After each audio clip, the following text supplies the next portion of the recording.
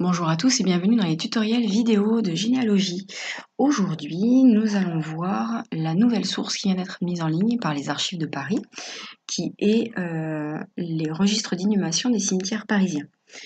Ça fait partie des 4 sources qui viennent de mettre en ligne, donc je vous ferai les autres parce qu'elles sont aussi intéressantes. Aujourd'hui, on fait les cimetières parisiens. J'ai testé sur deux de mes ancêtres qui sont décédés à Paris en 1906 et donc je vous ai concocté une petite procédure, un petit protocole on va dire, pour éviter de passer 10 heures à tourner des pages et des pages. Donc dans un premier temps, nous allons aller sur le site des Archives de Paris. C'est celui-ci. Donc là on tombe dans les... Vous l'avez ici, archives numérisées, moi il me tombe directement dessus. Les cimetières sont dans les sources généalogiques complémentaires. Donc on a ce qu'on avait avant, un recrutement militaire, répertoire d'admission des enfants assistés, les recensements et maintenant les cimetières. Donc il y a un petit texte qui vous explique en fait la mise en place des cimetières pour les Parisiens. Donc ça va vous permettre en fait de voir que la plupart des cimetières, jusqu'en 1880 on va dire, on était à peu près enterré vers son domicile en fait. Mais à partir d'une certaine année, en fait, la population parisienne a tellement augmenté qu'en fait, on a créé des cimetières en dehors de Paris. Et donc, après, en fait, ça n'a plus rien à voir par rapport à leur domicile. Donc, en fait, plus vous allez avoir un décès qui va être récent, après 1886, et plus votre ancêtre, en fait, peut se retrouver dans n'importe quel cimetière. Puisque les anciens cimetières continuent, au fur et à mesure que les concessions sont reprises, les anciens cimetières continuent aussi à accueillir des défunts. Donc, en fait, il ne faut pas vous caler par rapport au domicile. Le domicile n'a rien à voir, sauf si vraiment c'est un décès très très ancien. Il y a un cimetière sur Paris qui n'a pas de registre, c'est le cimetière du Calvaire de Saint-Pierre de Montmartre. Il a été fermé en 1823. Donc si vous avez des ancêtres après 1823, vous êtes sûr qu'ils ne sont pas au Calvaire. Donc, on a aussi dans Paris, on nous dit des cimetières qui n'appartiennent pas à la ville de Paris et donc qui ne sont pas gérés par eux. Donc c'est pas sur ce site-là que vous allez les trouver. Donc on vous note les 20 cimetières parisiens, donc les 14 intramuros, sachant que donc on vous redit que celui du Calvaire n'a pas de registre. Vous voyez qu'il y a des cimetières, enfin il n'y en a pas dans tous les arrondissements de toute façon. Et vous avez ensuite les 6 cimetières extramuros, donc qui sont gérés par la ville de Paris et qui eux sont plus récents. Donc vous avez les registres numérisés, c'est ceux des 19 cimetières de Paris, de 1804 à 1918. La difficulté, ça va être que les répertoires annuels, des fois, vont beaucoup plus loin que 1918. Et si c'est plus loin que 1918, les registres ne sont pas consultables en ligne, ils sont consultables en salle de lecture. Donc là, on vous le dit, entre 1919 et 1968. Ils sont numérisés, mais il faut aller sur Paris. Et après, quand c'est après 1968, dans ce cas-là, il faut aller voir au service central des cimetières de la ville de Paris. C'est eux qui s'en occupent et vous avez en fait un lien directement pour aller sur le site de Paris qui vous détaille encore plus les cimetières. On va en avoir besoin, donc je vais le garder, je vais l'ouvrir, comme ça on l'aura. Donc là, vous avez l'accès répertoire annuel d'inhumation et les registres journaliers d'inhumation. Ils sont bien, attention, à la date d'inhumation et pas à la date de décès. Donc, on peut chercher par cimetière avec le nom de la personne et avec des années, soit une seule année, soit une plage d'années. Par exemple, moi, mes ancêtres, ce sont Claire Brun, ça c'est son nom de jeune fille, épouse Marcel et Louis Marcel. C'est un couple qui sont décédés à une semaine d'intervalle de maladie. Un emphysème tuberculeux pour le mari qui l'a attrapé en fait par rapport à sa femme qui travaillait à l'hôpital Lariboisière. Donc c'est comme ça qu'ils sont décédés. Donc ils sont décédés en 1906 au mois de juillet. Donc moi j'ai commencé en fait à faire par rapport à ces registres-là. Mais vous allez voir que si je ne mets pas le nom du cimetière, parce que finalement je ne suis pas sûre qu'ils aient été inhumés dans le cimetière de l'arrondissement, eux ils sont du 18e et du 10e. Elle travaillait dans le 18e et en fait, ils habitaient dans le 10e. Mais si je mets juste le nom, alors sachant qu'on vous dit que les femmes sont normalement enregistrées sous le nom d'épouse, donc si je cherche finalement le nom de l'homme, qui est donc décédé en 1906, je vous montre la liste qu'on obtient. Donc là, vous avez la liste de tous les cimetières, sauf que comme je vous disais, il y a des registres en fait qui couvrent une période beaucoup plus large et qui dépasse 1918. Donc là, pour ces cimetières-là, vous êtes bloqué par rapport au registre, au répertoire annuel. Il y en a certains après que vous pouvez consulter, mais pas tous. Donc moi, en fait, ce que je vous conseille, c'est carrément quand c'est trop récent, de passer cette étape-là, de faire une nouvelle recherche, mais directement, en fait, hop là, par les registres journaliers. On n'a pas la date d'inhumation, je ne sais pas quand est-ce qu'ils ont été enterrés. J'ai que leur date de décès. C'est en plein mois de juillet, logiquement, on n'a pas dû trop attendre pour les inhumer. Donc je vais mettre à partir de la date de décès de la première, donc le 7 juillet 1906, mais je mets aucun cimetière. Et comme ça, j'aurai la totalité des registres de tous les cimetières qui existent. Et ensuite, un par un, je vais aller voir cimetière par cimetière. Si mon ancêtre apparaît dedans. Alors des fois vous avez deux listes, là par exemple Sharon vous avez deux listes, alors en fait eux ils ont un registre d'inhumation et ils ont un registre d'exhumation, donc il a pu être, votre ancêtre a pu être inhumé à Sharon à une certaine date et puis finalement transféré ailleurs, ça arrive, hein, dans les registres en fait il y a plein de mentions de transfert. Donc après, voilà, les personnes sont transférées et pour certains cimetières, il y a un registre d'exhumation. C'est pas pour tous les cimetières. Donc je vais pas tous vous les montrer parce qu'il y en a beaucoup et qu'en plus les miens ils sont inhumés à Pantin. Donc le temps que je vous les montre, on n'est pas rendu. Donc je vous clique juste sur celui de Pantin pour que vous voyez à quoi ça ressemble un registre d'inhumation. Donc là, comme d'habitude, on a les dates, la cote. Là, vous avez la possibilité de zoomer. Là, vous passez les pages. Et là, vous avez même la possibilité, ça je n'avais pas vu, apparemment il y a certaines dates qui ont été déjà rentrées, enfin indexées on va dire. Donc là on tombe sur juin 1906, donc ça devrait pas être très très loin. Sachant qu'apparemment Pantin, le cimetière de Pantin il y a eu beaucoup d'inhumations, parce que là c'est rien que la journée du 27 par exemple. J'en ai une page, 2 pages pour le 27, donc ça fait beaucoup. Donc on va avancer plus vite. Donc là on tombe à juillet, 2 juillet, 3 juillet. Si j'avance de 10 pages, on tombe sur le 8, donc pas très loin. Donc je vais revenir un peu en arrière pour englober en fait la date de décès. Sûrement qu'elle n'a pas été inhumée le jour même de son décès, mais comme on est en mois de juillet, je pense qu'ils n'ont pas dû trop attendre quand même. Donc là c'est le 7. Donc là je vous montre en même temps. Donc là vous avez numéro du titre, numéro d'ordre, numéro des mandats de la mairie, la date des inhumations, le nom, prénom des décédés, l'âge et l'arrondissement, la nature de la concession, T ça va être pour temporaire, après C centenaire, ou après T ça peut être aussi pour trentenaire. G, j'ai pas encore trouvé ce que ça veut dire, mais je vous le trouverai. La situation de la sépulture, donc là ils vont vous donner la rangée, etc. Et c'est là où ce sera intéressant parce qu'en fait sur la ville de Paris, sur le site de la ville de Paris, on vous donne les plans des cimetières. Donc après vous pouvez repérer au niveau du plan où est la tombe.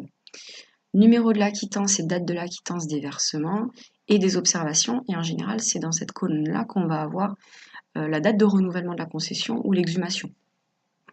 Donc là on est le 7. Moi elle est décédée le 7. Donc j'ai regardé au 7 mais j'ai rien, donc je continue au niveau du 8 et je cherche donc Claire Brun, épouse Marcel et Louis Marcel. Donc je vais zoomer, hop, et bloquer le zoom. Voilà, donc là je remonte au 8. Blin, non, moi c'est Brun. Voilà, je l'ai là. Donc là on vous dit que c'est le 1055e enregistrement, mandat 2015 de la mairie, enterré le 8. Donc Brun femme Marcel Claire, elle avait 34 ans, elle était du 19e. Et là on vous dit, alors là en fait on voit que les inhumations sont, on va dire au niveau des emplacements, ils sont placés dans l'ordre dans lequel ils arrivent apparemment. Donc là je revérifie la page d'avant. Donc la 80e division, 11e ligne. Hop. Et là, finalement, après, on me note 5, 22. Alors, j'ai des petits 54, 5, 22. Donc, je pense qu'à un moment donné, elle a été mise dans la 80e division, la 11e ligne, temporairement, et qu'ensuite, elle a été placée ailleurs. Donc là, 2182, c'est le numéro de la quittance, 1906, c'est la date de la quittance, et on me dit que la concession a été renouvelée le 24 décembre 1911 et renouvelée une deuxième fois le 26 avril 1922. Quand ils sont décédés, moi, la plus jeune enfant avait 8 ans. Donc après, je ne sais pas qui a renouvelé la concession. Ça, je pense qu'après, on peut le récupérer au niveau des archives de Paris, dans les registres des cimetières, mais ce sera aux archives, parce que 1906, c'est plus la ville de Paris qui s'en occupe. Ça a été reversé aux archives de Paris. Donc là, j'obtiens ça. Donc ça, c'était pour la femme. Pour l'homme, en fait, ce registre-là, il arrive à la dernière page, à la date du 12, et moi, il est décédé le 13. Donc, c'est pas dans ce registre-là. Donc, je modifie. Hop. Je mets 13. Et en fait, je sais que c'est à Pantin. Ils ont été inhumés dans le même cimetière. Donc, hop. Je clique pour aller voir le registre. Et j'avance. Parce qu'il est décédé le 13. Mais en fait, il a été enterré le 16, j'ai vu. Hop là, je reviens en arrière. 16.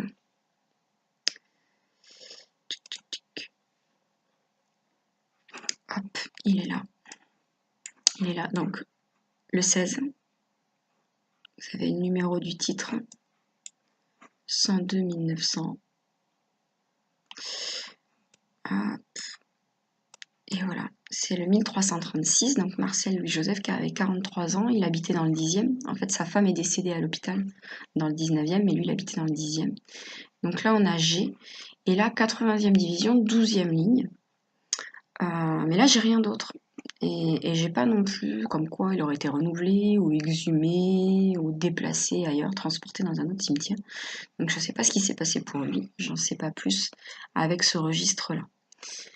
Par contre, c'est intéressant maintenant qu'on a l'emplacement d'aller voir.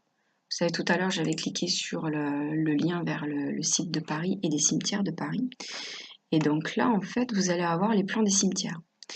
Donc là, c'est Pantin, c'est un cimetière extramuros. Donc il est là. Donc là, vous avez le plan des concessions, le plan des sépultures les plus demandées, les listes des personnalités. Donc moi, je pense qu'ils ne sont pas très très demandés. Donc voici le plan du cimetière parisien de Pantin. Hop, donc on vous dit comment l'atteindre. Et là, hop, je vais zoomer un petit peu. Donc moi au départ, donc Claire, elle avait été donc dans la division 80. Donc là, on vous met qu'il y a aussi des divisions militaires et des divisions périnatales. Donc le carré gris, c'est bien une division, comme ils appellent. Donc moi, ils étaient dans la division 80. Et après, apparemment, Claire, elle est passée dans la division 54. Donc ça, après, à voir sur place au niveau du cimetière. Je vous rappelle qu'il y a des cimetières qui ont été indexés au niveau du site de Généanet. Donc je vous montre comment on va chercher au niveau du projet cimetière, c'est ici. Donc là, on met le nom, le prénom, le lieu. Si vous mettez Paris, vous avez les 56 000 tombes qui ont été prises en photo. Mais en fait, on s'aperçoit... Alors, il y a du cimetière d'Auteuil. Tous les cimetières n'ont pas été faits, en fait. Il y a des églises par contre et des cimetières militaires et il y a aussi des monuments commémoratifs. Moi, quand je note le nom Marcel sur Paris, j'en ai, mais pas les miens. J'en ai qui viennent du cimetière de Vaugirard, église Saint-Leu-Saint-Gilles, voilà.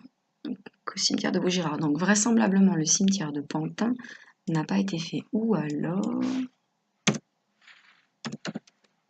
je viens d'avoir une idée. Hop, je mets Pantin. Ah, mais c'est parfait, je ne l'avais pas trouvé. Hop, donc cimetière parisien de Pantin, il faut mettre Pantin et pas Paris. Logique. Et là, donc, je tombe sur une tombe où il y a marqué que Marcel. Alors, malheureusement, 2e division, tombe ou urne.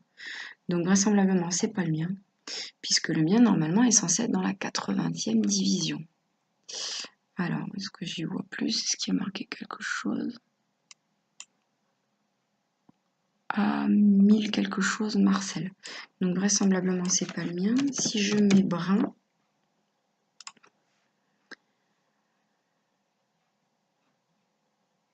non, d'accord. Là, il me recherche dans la même tombe ou dans le même monument, donc c'est pas la peine. Hop, je reviens en arrière. Non, là, tu me reviens en arrière dans le cimetière de Pantin. Je reviens en arrière. Pantin. Et je vais chercher brun, peut-être. Peut-être. Non, là, je l'ai pas. Donc, est-ce que après la tombe a été récupérée, puisqu'on a vu qu'il y avait 2 renouvellements, mais après qu'il n'y en avait pas d'autres, donc c'est possible aussi que c'est été récupéré. Il est possible aussi que le corps ait été transporté, que la mention n'ait pas été apposée sur le registre, ça c'est possible aussi. Donc si vous voulez, ce qu'on peut faire aussi, on en profite, puisqu'on sait où est-ce qu'ils ont été enterrés, on peut aller voir maintenant le registre annuel du cimetière de Pantin, hop, au nom Marcel, année 1906. Et comme ça, on verra à quoi ressemble le registre annuel, le répertoire annuel. Hop, alors là, je commence à L.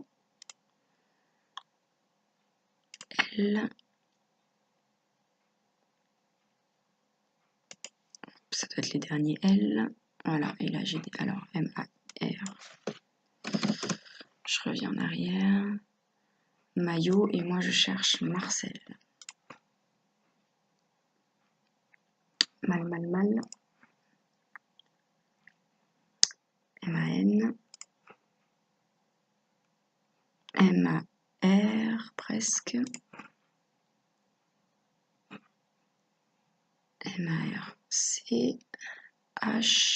Hop, qui peut être par là. Voilà, 1055, donc ça c'est, on retrouve le même numéro du registre d'inhumation, ce qui après, voilà, si on avait cherché par les répertoires annuels, avec le 1055, ça nous permettait directement de retrouver avec le numéro d'ordre, sans avoir à vérifier. Alors vous avez la date et le numéro d'ordre, là normalement c'est plus facile à trouver. Donc Marcel, né brun clair, et donc on vous dit sépulture 54, ligne 5, numéro 22.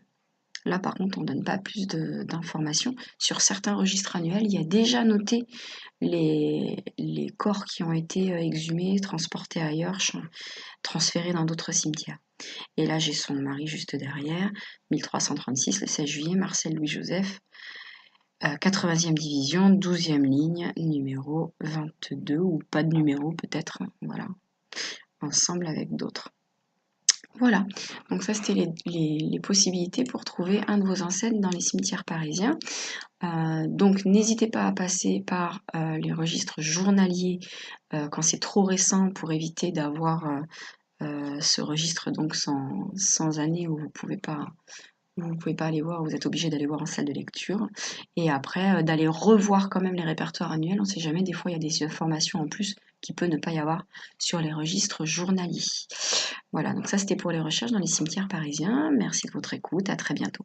Au revoir.